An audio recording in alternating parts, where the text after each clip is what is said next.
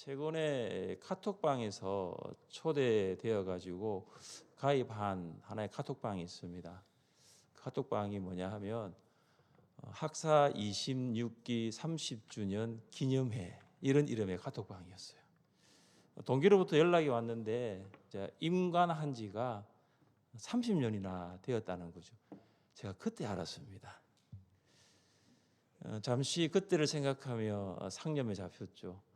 1995년 7월 7일에 경북 영천에 있는 육군 제3사관 학교에 입교를 했습니다. 30년 전 이야기죠. 입교를 했는데 앞으로 어떤 이 교육과 훈련을 받을지 아무것도 몰랐어요. 그냥 그 훈육 장교의 지시만 따라 갈 뿐이었습니다. 몇 시까지 모이라 하면 몇 시까지 모이고 어디로 가자 하면 따라가는 그런 거였어요. 그 제식 훈련부터 시작해서 유격 훈련, 전방 지휘 실습까지 해서 훈육 장교가 하라는 대로 저는 모르니까 저희는 그때는 장교가 아니니까 모르니까 훈육 장교가 하라는 대로 했습니다. 그렇게 3개월을 훈련을 받았어요. 이제 3개월 훈련 받고 나니까 이제 빛나는 소위 계급장을 단 육군 장교가 되었습니다. 30년 전은 일을 생각하면서 우리가 지난주부터 다루었던 내용이 민수기잖아요. 생각이 많이 났어요. 우리도 하나님을 따라가면 예수 그리스도의 좋은 군사가 될 수 있다라는 것입니다. 첫 번째 인구조사를 마친 후 하나님께서 12지파의 짐 배치에 대하여 말씀하십니다. 자, 2절 말씀을 함께 읽겠습니다. 2절입니다. 이스라엘 자손은 각각 자기의 진영의 군기와 자기의 조상 가문의 기호 곁에 진을 치되 회막을 향하여 사방으로 치라. 아멘. 하나님께서 이스라엘 12지파를 세 지파씩 네 진영으로 나누라고 하십니다. 첫 번째 진영은 3절부터 9절까지입니다. 거기 보시면 지파가 유다 지파, 이사갈 지파, 스불론 지파가 나옵니다. 이 첫 번째 진영. 두 번째 진영은 10절부터 16절까지입니다. 동일하게 세 지파가 나오는데 로벤 지파, 시므온 지파, 갓 지파입니다. 그리고 세 번째 진영은 18절부터 24절까지입니다. 에브라임 지파, 므낫세 지파, 베냐민 지파. 마지막 네 번째 진영은 25절부터 31절까지인데 단 지파, 아셀 지파, 납달리 지파입니다. 하나님께서 이 12지파를 세 지파씩 네 진영으로 나누라고 하십니다. 그리고 그 진영의 군기에 진을 치라고 말씀하십니다. 그러니까 제가 방금 말씀드린 제일 앞에 그 지파가 진영을 대표하는 지파거든요. 그래서 유다, 르우벤, 에브라임, 단입니다. 그러니까 이 네 개의 지파에는 진영 군기가 있어요. 그러니까 진영을 대표하는 깃발, 이것이 군기입니다. 그러니까 유다 진영에는 유다 깃발, 르우벤 진영에는 르우벤 깃발, 단 진영에는 단 깃발이 이제 있는 거죠. 이처럼 군기는 각각 세 지파로 구성된 네 진영을 알리는 역할을 합니다.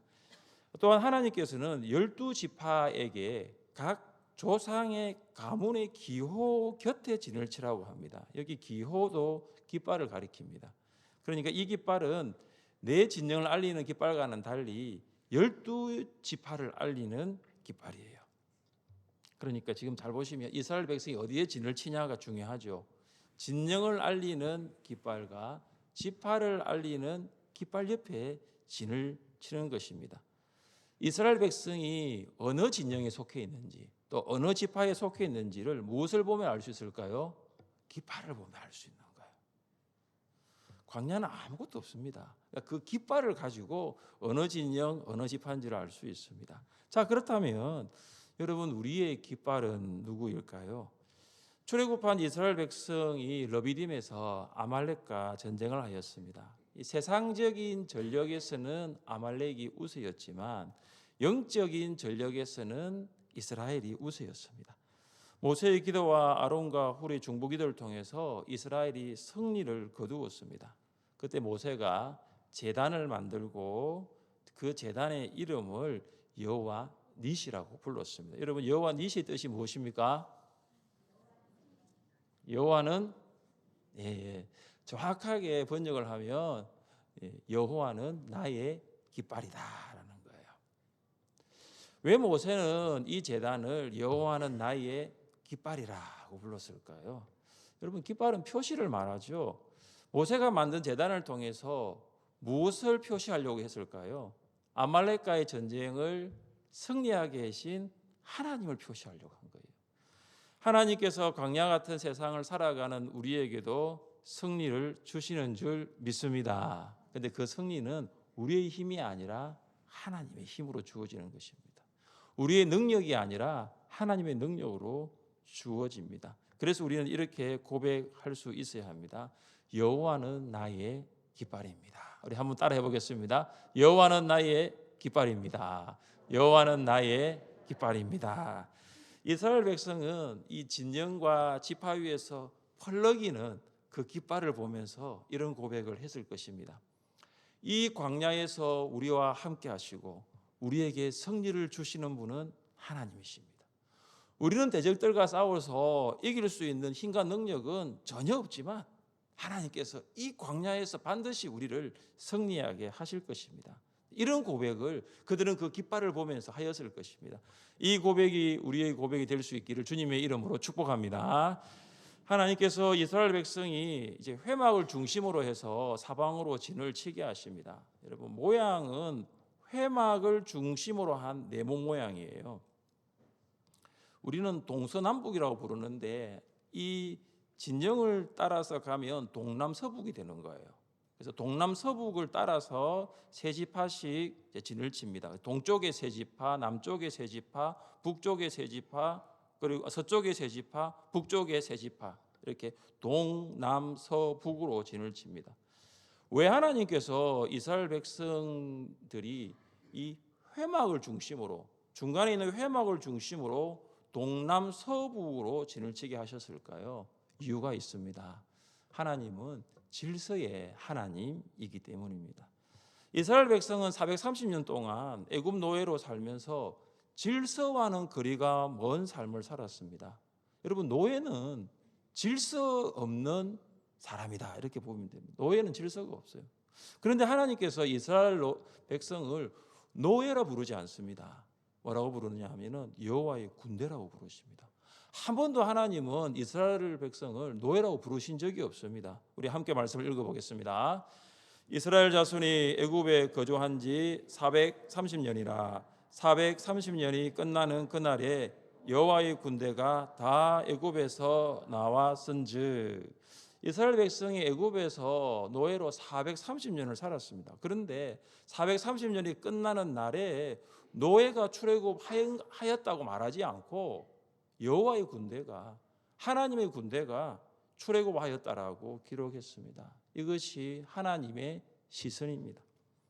하나님께서는 430년이나 노예로 살았던 이스라엘 백성을 노예로 보지 않습니다. 나의 군대로 보는 거예요. 하나님의 군대로 보시는 것입니다.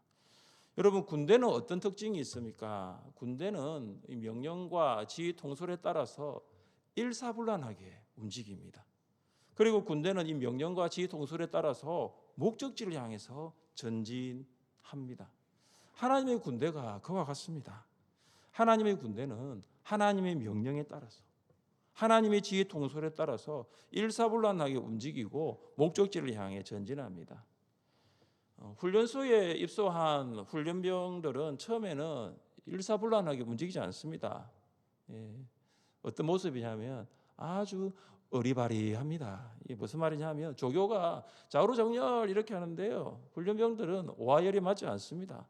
그야말로 오합지졸입니다. 좌우정렬을 하면요, 막 서로 부딪혀가지고 자기들끼리 부딪혀가지고 막 넘어지고 막 이렇습니다. 이런 모습을 본 이 조교가 하도 답답해가지고 하는 말이 있습니다. 너희들 당나라 군대야 하면서 이런 말을 하죠. 여러분, 근데 그들은 당나라 군대가 아니고 대한민국 육군, 대한민국의 군대입니다. 여러분, 이스라엘 백성 당나라 군대가 아니에요. 하나님의 군대입니다. 출애굽할 당시 어떻게 보면 이스라엘 백성은 참 오합지졸의 군대였습니다. 그러나 하나님께서는 그들을 나의 군대로, 하나님의 군대로 보고 계십니다. 질서의 하나님께서 그 오합지졸, 무질서의 이스라엘 백성을 이제 여호와의 군대로 만들어가고 계십니다. 성경은 이렇게 말씀합니다. 하나님은 무질서의 하나님이 아니시오 오직 화평의 하나님이시니라.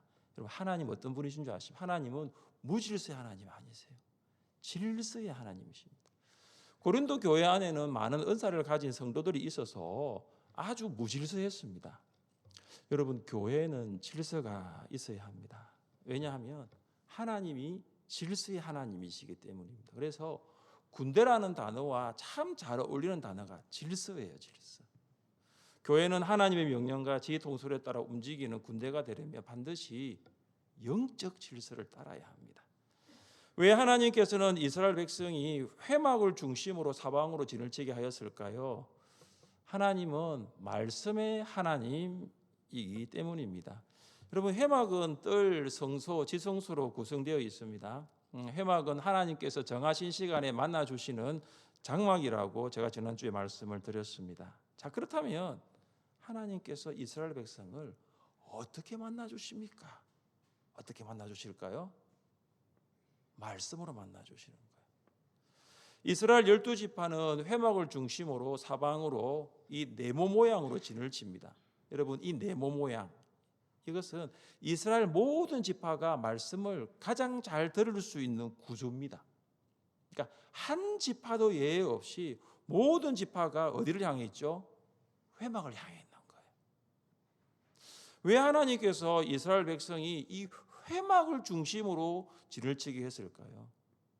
하나님의 말씀을 중심에 두라는 거예요. 말씀을 중심에 두는 것입니다. 철저하게 하나님 말씀 중심으로 사는 것입니다. 광야에서 살 수 있는 다른 방법이 없어요. 광야에서 농사를 지을 수가 없습니다. 장사를 할 수가 없어요. 농사 지어서 먹고 살 수 있는 것이 광야가 아니에요. 장사해서 먹고 살 수 있는 것도 광야가 아니에요. 여러분, 광야에서 이스라엘 백성이 살 수 있는 유일한 방법이 있습니다. 그것이 바로 말씀입니다. 모세가 광야 40년을 지난 후에 이스라엘 백성들에게 무엇을 말했습니까? 우리 같이 한번 읽어보겠습니다. 사람이 떡으로만 사는 것이 아니요 여호와의 입에서 나오는 모든 말씀으로 사는 줄을 내가 알게 하려 하심이니라. 아멘. 이 말씀 믿으십니까? 광야에서 이스라엘 백성이 살았던 방법이 뭐냐 하면 떡이 아니라 말씀이었습니다. 여러분, 광야 같은 세상을 살아가는 우리가 해야 할 일이 무엇일까요? 하나님의 말씀을 중심에 두는 거예요. 육신의 떡을 우리 삶의 중심에 두는 것이 아니라 영혼의 양식을 우리 삶의 중심에 두는 거예요. 영혼의 양식인 하나님의 말씀을 읽고 묵상하고 적용하는 것입니다. 하나님 말씀 중심으로 살아가는 거죠. 여러분, 우리가 지금 광야 같은 세상을 살아가고 있는데 여러분, 어떻게 살아가고 계십니까? 말씀을 중심에 두고 그 말씀을 읽고 그 말씀을 묵상하고 그 말씀을 적용하며 살아가고 있습니까? 왜 하나님께서는 이스라엘 백성이 회막을 중심으로 사방으로 진을 치게 하셨을까요? 하나님은 예배의 하나님이시기 때문입니다. 이스라엘 백성이 회막을 중심으로 진을 쳤다는 것은 이스라엘 백성의 모든 장막의 입구가 회막을 향하고 있었다는 것입니다. 이스라엘 백성의 장막이 회막을 향한다는 것은 회막을 바라보면서 회막을 사모하면서 회막에 계신 하나님을 예배한다는 것입니다. 하루 일과가 시작될 때에 가장 먼저 들어오는 것이 뭐냐면 회막이었습니다. 하루 일과를 마무리할 때에 가장 마지막에 눈에 들어오는 것도 회막이었습니다. 그들은 계속해서 회막을 향하고 있었습니다. 하나님의 말씀입니다. 내 안식일을 지키고 내 성수를 귀히 여기라. 나는 여호와이니라. 하나님께서는 이스라엘 백성에게 안식일을 지키고 성소, 회막을 귀중히 여기라고 하셨습니다. 안식일을 지킨다는 것은 주일 성수를 하는 것이고 회막을 귀히 여긴다는 것은 예배를 전심을 다하라는 것입니다. 왜 하나님께서 이런 명령을 하십니까? 바로 하나님은 예배의 하나님이시기 때문입니다. 여러분, 광야 같은 세상을 살아가면서 하루 일과 중에 가장 먼저 해야 할 일이 무엇일까요? 휴대폰 보는 게 아니에요. 일어나자마자 휴대폰 보는 것이 아니고 하나님을 예배하는 것입니다. 바쁜 세상에서 하나님을 예배하는 것이 어려우니 우리는 함께하면 하나님을 예배할 수 있습니다. 남편과 아내, 부부가 함께 하나님을 예배하는 것입니다. 목자와 목녀, 목원이 함께 예배하는 것입니다. 2주 전에 목장 나눔지에 기록된 생활 숙제가 토요일을 제외한 주중 새벽 기도에 참석하기였습니다. 그때 목장에서 또 목자와 목녀 또 그리고 목원이 함께 새벽에 하나님을 예배한 목장들이 있었습니다. 이제 유다 지파를 중심으로 이사갈 사람과 스불론 사람이 회막의 동쪽에 진을 쳤습니다. 자, 3절 말씀을 같이 한번 읽어보겠습니다. 3절입니다. 동방해 돋는 쪽에 진칠자는 그 진영별로 유다의 진영의 군기에 속한 자라.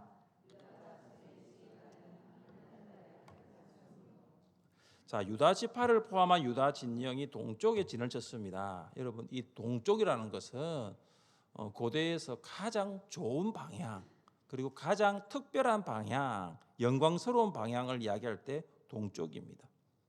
그러니까 이 유다가 이 영광스러운 자리를 차지한 거죠. 여러분, 유다의 형들이 있습니다. 르벤도 있고 시므온도 있습니다.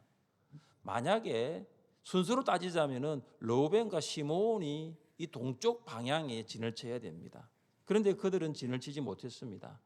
이유가 무엇입니까? 창세기 49장을 보시면 알 수 있습니다. 이 르벤과 시므온은 아버지 야곱의 마음을 참 많이 아프게 했습니다. 르벤은 정욕을 이기지 못하여서 아버지의 첩인 빌하와 간통을 한 적이 있습니다. 그리고 시므온은 이 언약의 정표인 할례를 이용하여서 세겜 사람을 대량 학살한 적이 있습니다. 그런데 그들에 비해서 유다는 어떠하였습니까? 우리 같이 한번 읽어보겠습니다. 유다야, 너는 내 형제의 찬송이 될지라. 내 손이 내 원수의 목을 잡을 것이요 내 아버지의 아들들이 내 앞에서 절하리로다. 아멘. 자, 유다는 형제들에게 찬송을 받는 지파입니다. 이 무슨 말입니까? 형제들의 리더가 되는 거예요. 근데 여러분, 유다의 인생을 보면 처음부터 흠이 없었던 것은 아닙니다. 그도 르벤과 시몬과 같이 연약했습니다. 실수가 많았어요. 대표적인 것이 뭐냐면 유다가 요셉을 노예로 팔자고 제안을 합니다. 그리고 유다가 아둘람에 머물면서 가나안 여자와 결혼하여 세 아들을 낳습니다. 그런데 유다가 변화되기 시작합니다. 그가 가나안 땅에 흉년이 들었을 때 베냐민과 함께 애굽에 내려가야 하는데 베냐민을 놓지 못하는 아버지를 설득합니다. 그리고 유다는 이 베냐민의 자루에서 언잔이 발견되었을 때에 베냐민을 대신하여 내가 노예가 되겠다고 합니다. 근데 유다가 변화된 거예요. 이전의 모습을 버리고 유다가 완전히 달라졌습니다. 그리고 유다 지파에서 이제 메시아가 탄생할 것을 예언하고 있습니다. 같이 한번 말씀 읽어보겠습니다. 규가 유다를 떠나지 아니하며 통치자의 지팡이가 그 발 사이에서 떠나지 아니하기를 실로가 오시기까지 이르리니 그에게 모든 백성이 복종하리로다. 아멘. 여기 규는 왕권을 말하고 있죠. 그러니까 왕의 규 지팡이가 유다를 떠나지 않습니다. 무슨 말입니까? 유다 지파에서 왕이 나온다는 거예요. 실로는 유다 지파를 통해서 오실 메시아를 말합니다. 그래서 유다 지파 출신의 다윗, 그리고 다윗의 자손 예수 그리스도가 오시는 예언입니다. 사랑하는 성도 여러분, 사실 유다 지파는 이 동쪽에 진을 칠 자격은 없었어요. 똑같이 르벤과 시몬과 같이 죄를 지었습니다. 그런데 유다가 르벤, 시몬과 다른 점이 뭐냐면 회개하였다는 거예요. 르벤과 시몬이 회개했다는 기록은 없어요. 유다는 회개한 이후에 이제 변화된 삶을 살아가게 되었습니다. 그리고 창세기 49장에서 기록된 유다와 민수기 2장에서 유다 지파 사이에는 시간적 간격이 400년이 됩니다. 하나님께서는 400년 전에 유다에게 약속하신 복을 유다 지파에게 주십니다.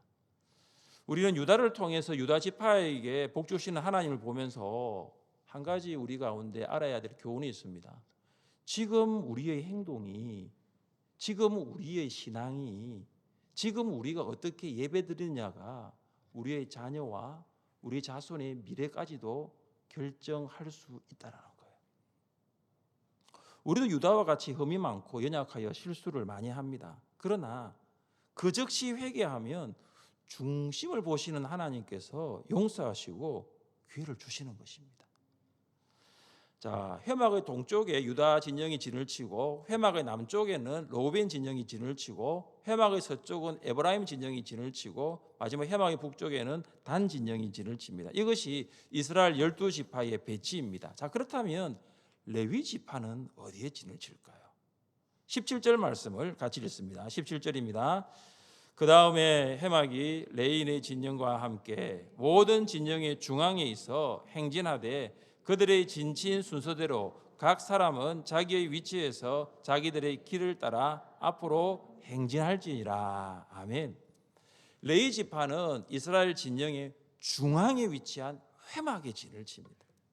여러분, 레위 지파가 이 진영의 중앙에 진을 친 것은 두 가지 의미가 있습니다. 우리 같이 한번 읽어볼까요? 레위 지파는 여호와와 그 백성들 사이에서 거룩한 것과 속된 것 사이에 벽을 형성하면서 또한 속된 백성이 거룩하신 분께로 나아갈 수 있는 통로가 되어 주었습니다. 아멘. 이건 제 말이 아니에요. 이건 성경대학에 있는 걸 제가 그대로 가져온 거예요. 성경대학을 배우시는 분은 민수기에서 이 부분을 배우실 것입니다. 그러니까 레위 지파가 지금 중앙에 진을 치면서 두 가지 역할을 하는데 하나는 벽이고 하나는 통로예요. 벽이라는 것은 레위 지파가 성막을 둘러 진을 쳐서 다른 지파의 접근을 막았다는 거예요. 그러니까 레위 지파는 성막과 거룩한 물건들을 이스라엘 사람들로부터 보호해야 하고 또 이스라엘 사람을 거룩하신 하나님으로부터 보호해야 되는 임무를 맡았습니다. 그리고 또 하나는 통로예요. 이스라엘 백성이 죄를 범하였을 때 그들은 성막이 있는 레위 지파에게 나와서 희생 제사를 드림으로 용서를 받았습니다. 이것이 바로 하나님께 나아가는 통로가 된 것입니다. 그리고 이스라엘 12지파는 이제 어떻게 행진합니까? 이스라엘 모든 진영의 중앙에 위치한 회막, 이 회막은 이스라엘 지파가 행진할 때에도 중앙에 위치하는 거예요. 진을 칠 때에도 회막이 중앙에 위치하였고 행진할 때도 회막이 중앙에 위치합니다. 그래서 제일 선두가 유다 진영이 가고요. 그 다음은 남쪽에 있는 로벤 진영, 그 다음이 회막이 중간에 가요. 그리고 그 다음에 에브라임 진영, 그 다음 단 진영이 가는 것입니다. 이스라엘 진영의 중심에 뭐가 있었죠? 회막이 있는 거죠. 회막. 무엇을 말합니까? 이스라엘 진영의 중심이 하나님이 계시는 거예요. 여러분, 하나님께서 이스라엘 진영 가운데 계신다는 것이 무엇입니까? 하나님께서 이스라엘과 동행하신다는 거예요. 하나님께서 이스라엘을 보호하신다는 것입니다. 하나님께서 이스라엘을 도우신다는 거예요. 그리고 하나님께서 이스라엘 12지파의 중심이 된다는 것입니다. 여러분, 이것을 우리에게 어떻게 적용할 수 있겠습니까? 우리의 마음의 중심에 하나님을 모시면 하나님의 능력을 날마다 경험하며 승리하게 될 줄 믿습니다. 여러분, 하나님의 능력, 하나님의 승리를 경험하기를 원하십니까?